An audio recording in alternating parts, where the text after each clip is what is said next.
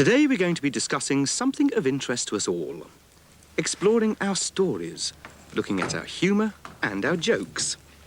Now that's important because by pooling our stories, we can understand better our own life experiences at school, in the deaf club and in our families.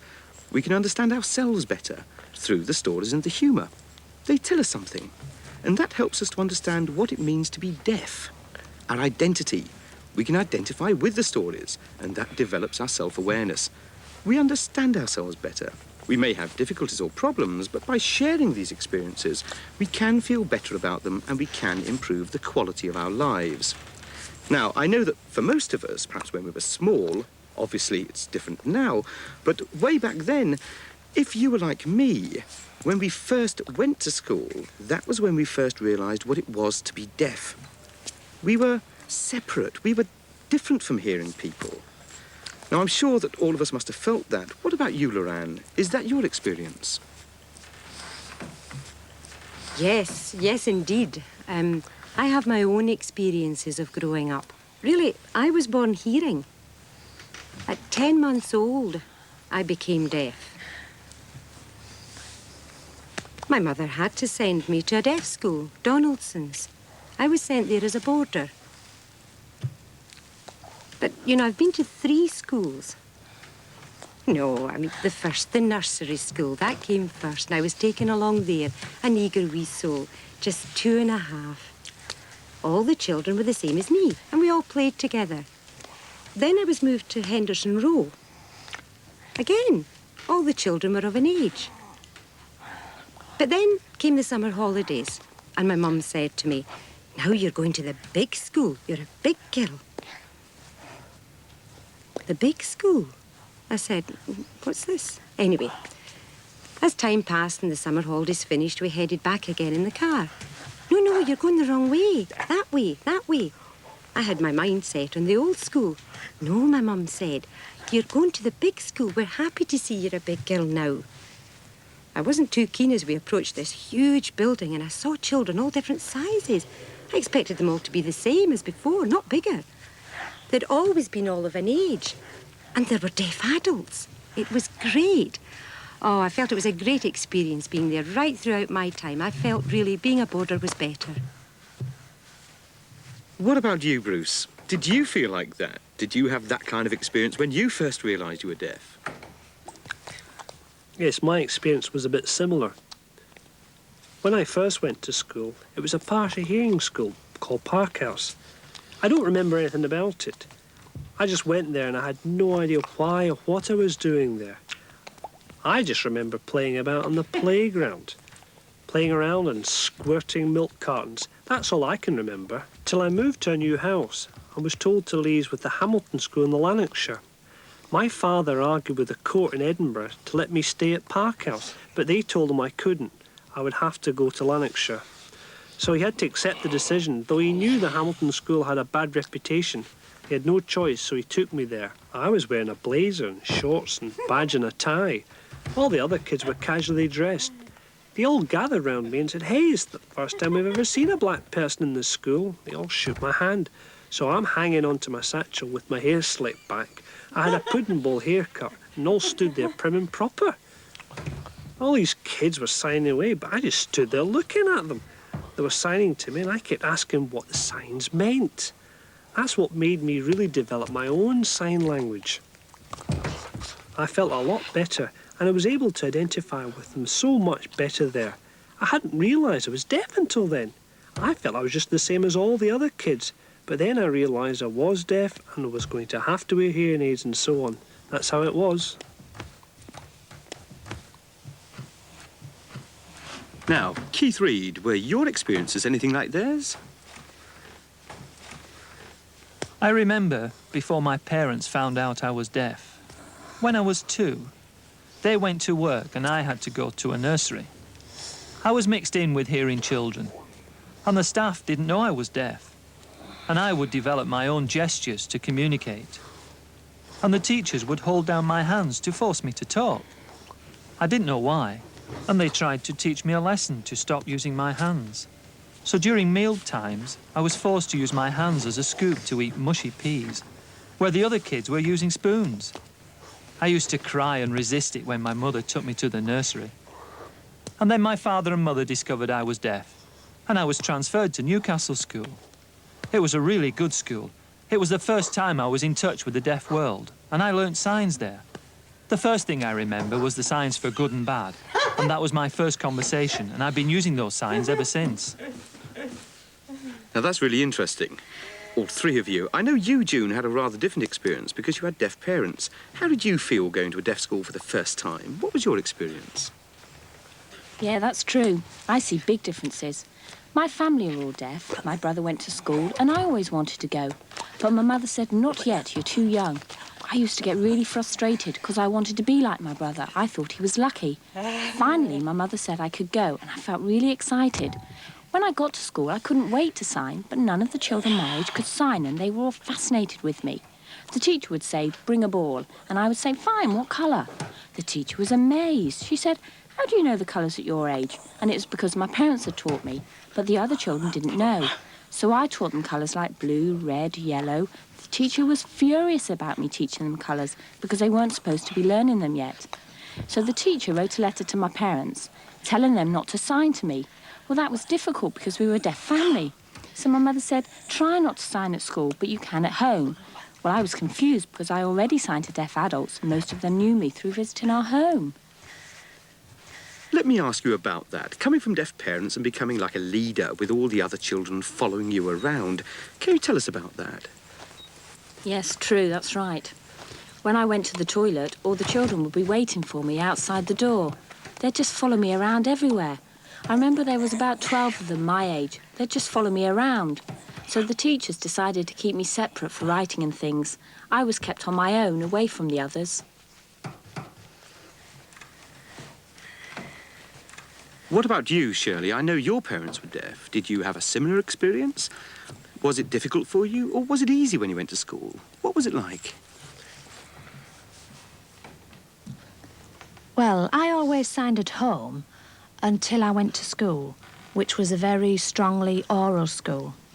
I would still use signs there, but there were a lot of attempts to suppress it, and I used to get lots of black marks for signing. When I got a lot, I would get detention. I wasn't allowed to have any kind of social life, go out to the cinema or dances, because I had to do all these lines. It was like that every week for 3 years because I used signing too much. And I got quite used to it. Missing the pictures every Saturday. Until a new teacher started at the school, and that teacher was in charge of us at detention. She told me to write an essay on why I shouldn't sign and one on why I should sign. So I thought, well, that's something different. So I did this essay on why I shouldn't sign because, you know, it would help me improve my speech, ready for leaving school and so on. And then why I should sign, so I could communicate with my deaf parents, family and friends. When I was finished, I handed them in. And the teacher asked, are you from a deaf family? And I said, yes. And the teacher said, well, I didn't know that. No one's told me, and I don't think the other teachers know that. And I thought, oh. Then she said, you've finished your essay, so you can go and see the film. And I said, I can go and see the film at last. That's lovely, that's great. So off I went. Then after that, life got easier. The teachers didn't pick on me quite so much. In my year, most of my class were hard of hearing. They wouldn't use sign language to communicate, so I was the odd one out. And their attitude was a bit, well, I'm part of the hearing world, and I'm not going to be part of the deaf world when I leave school. And of course I wanted to be the same, because where else would I have found any friends? So I'd go home and see my parents in a completely different light. When they signed, I would think, that makes me part of the deaf world. And I'd say, please don't sign. And my father would say, but it's my language. And we used to have terrible rows about it. Anyway, I left school and immediately I went, as I thought, into the hearing world. I'm hearing. But as time went on, I realised that wasn't the life for me. I belonged in the deaf world. And when I look back, I want to say, sorry, Dad. That's interesting. Now, Jerry, your mother and father were hearing. You went away to school and grew up there. What did you experience when you went home? Did your parents tell you what was going on all the time, like Shirley's? Yes, I remember I went to Boston Spa School when I was about 3, and it was dreadful. I went in, and it was this enormous great building, and I was absolutely overawed by it, with all these nuns bearing down on me with their huge headdresses. I was terrified. I thought I was the only one, so I cried. I saw the children out playing with their wooden toys, and I looked at them. They were all waving their hands around, the first time I'd seen it. And as time went on, I realized, oh, this is what it's like to be deaf. But I remember when I was 4, 5, or 6, I would sign like this. Before I learned how to sign, the teacher said, "Don't sign." I said, "Oh, why?" "Because the teacher will be angry if you don't know how to speak. It will mean you're stupid." So I nodded meekly and tried this oral method. But it was really too hard. I had no chance. When I was 9, I travelled there by train on my own. And that was very traumatic. I waited for my parents to turn up, and they didn't come. They never turned up. So then I was moved into a children's home, and I found that very hard. Then I was placed in another dormitory, and I felt really uneasy. The social worker then took me to the home of a couple who themselves were deaf. They were deaf adults who looked after me, and they could sign. Their son was Terry Riley. It was Terry's mother and father, and they took me to the Deaf Club in Manchester. Everybody looked at me. I was 9 years old, looking up at all these big deaf adults signing, and they all said, "Keep coming to the club if it makes you feel better." And that's how I developed my sign language, mixing with deaf people. Well, I wouldn't say my home was like a deaf club. It was too small. But deaf friends visited us, family, uncles and aunts. My father would chat with them in sign language, men's talk, I suppose. And I would look up at him and ask, "What are you saying?" And he'd say, "Wait a minute." He'd carry on with his conversation and I'd hang around. Then, when they'd all gone home, I would ask my father, "What were you all talking about?" And he'd say, "Oh, yes, come on, I'll tell you a story," that the man told me. It was about a person called Cinderella. And I thought, "What's this long word?" And he said, "It's about a girl who was unhappy because her mother had died and her father had married again and so on." And I would say, "Oh, isn't that dreadful?" I thought that man was such a good storyteller. And time and again, my father told me things like that, Sleeping Beauty and lots of others.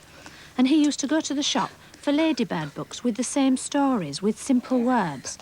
And he'd bring them home and say, "You remember the story I told you? Look, this is it in the book." And they were very clear pictures and so on. And I think that's how I started to love books, because I could understand them so well.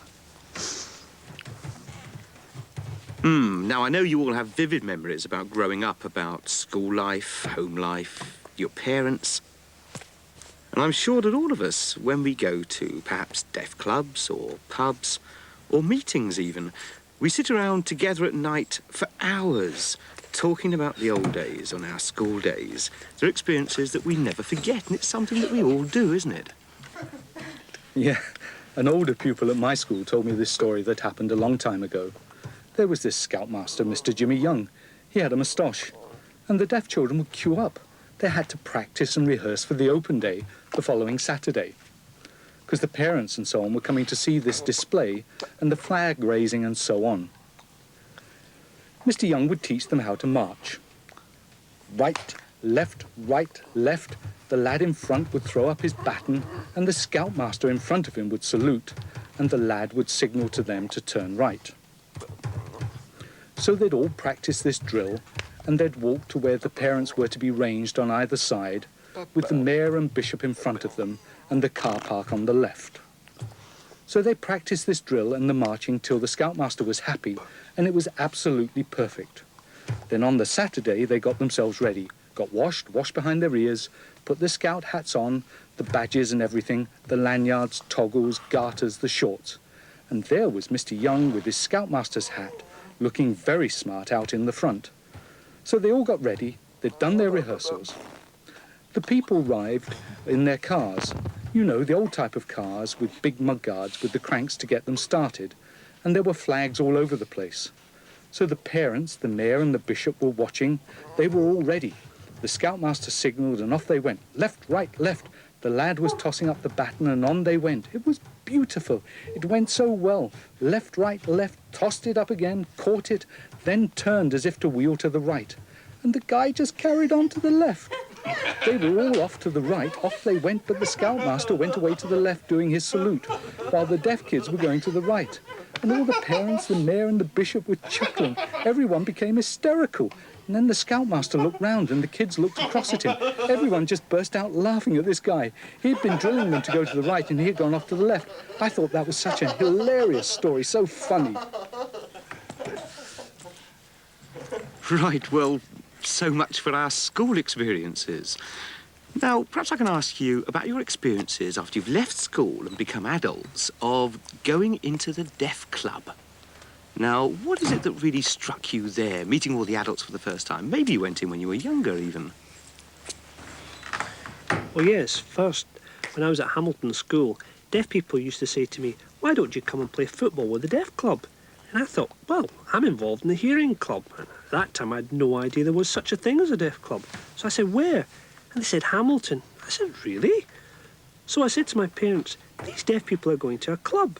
And my mother and father said, well, hang on a second. So they phoned and they checked up. And at that time, the welfare officer was Mr. Gemmell. And he said, oh, yes, he's welcome. We have a youth club and he can join in. It's from 7 o'clock to 10. But you know, there are no buses and it's a dangerous area. So it would maybe be better to pick him up and take him home from the club. So I was really keen to join. I was very excited. So I got on this huge minibus and off we went. I was the only one in it.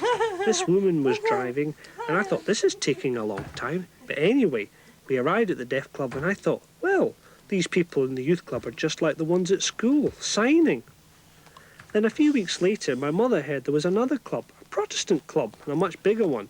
And I was told they had all different kinds of activities. I was dead keen. And at that time, I really didn't sign very much. I was a bit withdrawn. So anyway, I went off to the Protestant club. And I mean, that's what we always called it. I'd never heard anything at that time about Catholics and Protestants. But anyway, that was the name of the club. So we went up and there was this enormous building with a statue and an inscription saying deaf and dumb. It had huge doors and in I went. There were lots of deaf people, young people, adults, and everybody stared at me and said, oh, a black person. And they said, oh gosh, look, we've got a Chinese person, now he's a black one, these can be pals. And do you remember who that first person that approached me? It was Alison McCallum. I was a bit taken aback, and she said to me, what school are you at? I said, I'm in Hamilton, and we're a gang, and we always fight. So she calmed me down and she introduced me to snooker. From that moment I was hooked. I was really attracted to the Protestant club, not Hamilton, and I went there more and more often to Glasgow because there was a lot more happening. I could get more information. People spent more time with me. They were much more friendly, and they said, were you at Parkhouse before, that oral school? And I was amazed. All these people knew me at that school, but I didn't know them. And they said to me, well, you see, you were the only coloured boy in the school, and that was why. That's why I really enjoyed the club. Lorraine, is there anything that you'd like to add about your experiences of deaf clubs? Oh, yes. There was one experience when I was quite a young girl. I knew this deaf boy who was also at the same school. His mum and dad were deaf, and my parents, of course, were hearing. Anyway, there was to be a Christmas party. And there was a notice up saying that they had to put down the names of all the children who were going to the party. And everyone was asked by the committee if they knew of any deaf child with hearing parents. Oh, they said yes, they did know someone, so they put my name down. And then they asked my parents for permission to allow me to go to the party. And my parents said, to the Deaf Club. They weren't very sure about this. In fact, they were a wee bit taken aback, but the couple said, we're deaf, it's all right, we'll take her and we'll bring her back. So my mum and dad agreed. I didn't know anything about it. And when I got home from school at the weekend, they said, tomorrow it's the party, we've had to buy a new dress. And I said, what for? My mum and dad said, come on through. And they showed me the dress. And I thought, what's going on? I really didn't know what was going on. Anyway, Mum said in her own way, tomorrow, the party, tomorrow. And I really didn't pay much attention to her. But anyway, on the actual day of the party, the deaf couple arrived at my house. I knew them. I could sign to them. And they explained about Santa coming, and I was really amazed. My parents watched this easy communication. Really, the communication between me and my parents was difficult. There was a bit of a barrier. But I was easily drawn to the deaf couple, and they took me in their car to the Deaf Club. I was surprised. Deaf people there and children, some of them deaf, some of them hearing. All the children were playing together. The deaf adults looked on fondly. All the children, really, they were like brothers and sisters. We had that very special bond. It didn't matter whether the parents were deaf or hearing. All the children got on really well. This happened every year. So we know about growing up at school and then going to the deaf club. But at the same time, we had then to start to be part of the hearing world. Because obviously leaving school, you had to find a job, and that meant going into the hearing world. Now, I know obviously some of you had hearing parents. I'm aware of that. But still, what about that big leap into the wide world? I left school and became an apprentice in an engineering firm. And I was the only deaf person amongst a lot of hearing. Nobody knew how to cope with a deaf person. They were all a bit hesitant after being told that I was deaf. When I reached 18, I remember one night I was invited on a pub crawl with hearing people around the town in Newcastle. I'd never done that, because I'd always gone to the deaf club. So anyway, I went to the deaf club and told them that hearing people had asked me around the pubs.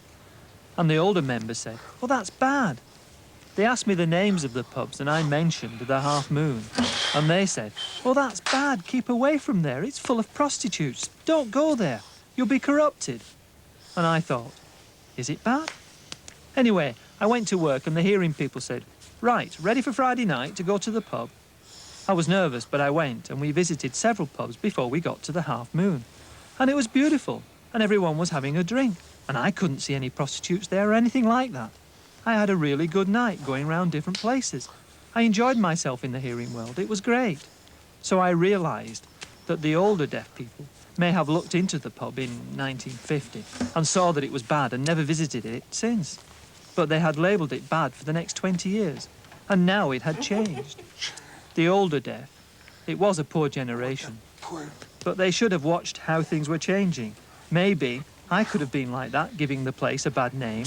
So hearing people have helped me a lot to change my life. What about you, June? Any comments?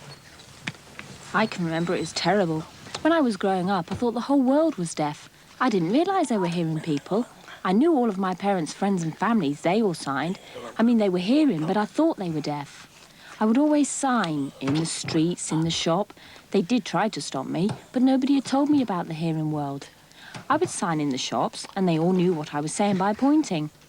I can remember when I was about 5, my mother said, could I go to the shop for some crisps? So I went and asked for some OXO crisps, but it was a different man. I was signing OXO, and he didn't understand. He was saying, what? He gave me a pen and paper. Well, that threw me a bit, but I wrote OXO, and he gave me the crisps. I thought, strange. When I got home, I said to my mother, that man can't sign. And she said, well, no, that man's hearing. They're all hearing. I'd just never taken that in before. She said it's the same at school, your teachers are hearing. That's when I realised there were two worlds, deaf and the hearing. I was just stunned. Later on, when I started work with hearing people, I felt frustrated because I couldn't communicate. I felt really oppressed. All of them would be talking. For example, at coffee break, when I wanted to go and join them, I felt left out. That was a bit upsetting. Why couldn't I get on with hearing people? So I'd write things down on paper, and they'd look at it and sort of laugh. I'd persist, but they'd just ignore me. I got no support. Then I realised that hearing people can have the same problems with reading as deaf people. Maybe it was my fault that I didn't know. I realised everyone had their own ways, so I thought, well, why not mix with hearing people and just sign? And now people do accept that I sign. So it's up to me to make the first move, not wait for them to include me. And now I've got some friends at work who can sign a bit, and I've become a sign language teacher. I'm enjoying mixing with hearing people now. We get on well. Well, I really must thank you for all your fantastic stories and your humour. It's such an important part of our theme, the story of our lives. And I'm sure that many deaf people can really identify with what you've said. And a lot of it will have hit home. The kind of things we all remember and share. Thanks again.